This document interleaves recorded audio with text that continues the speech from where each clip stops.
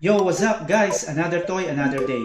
This is your boy Romel, and today I'm sharing again my latest unboxing video of my new haul and grab toys and action figures that for me is cool, good, and worth it to have as a toy and action figure collector. This figure is from the line of Warner Brothers and made by the Head Start under Melbourne, Australia. This figure is the collab of Bugs Bunny, Looney Tunes, and Batman DC. This is the front of the box, the side, the back, and the side again. So what we are waiting for?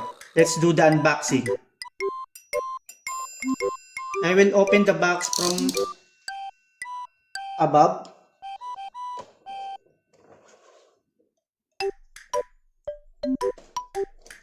This is the same figure that the last time I opened the unboxing. It is also Warner Brothers Looney Tunes collab Batman also. But the figure is the character is Coyote, and now this is Bugs Bunny. So I will open now.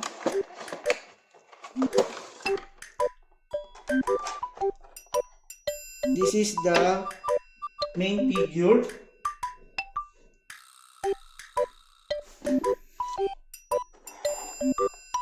The toy is also out of 20,000 that they release.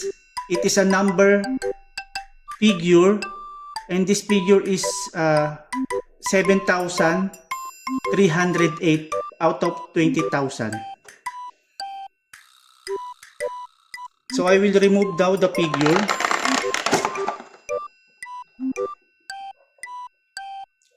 This is the number card. I will not remove, but this is a small only card.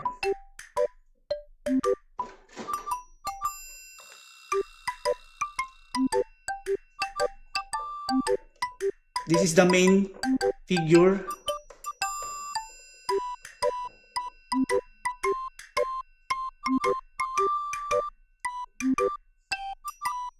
It is articulated also, and all is made up of PVC.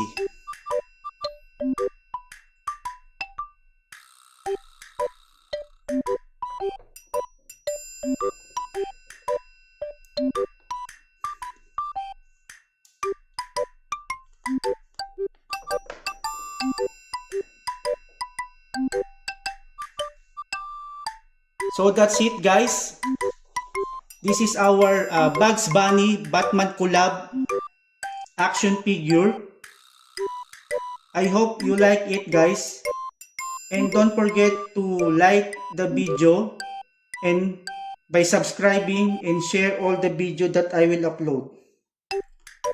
And again, see you again to the next one. Thank you.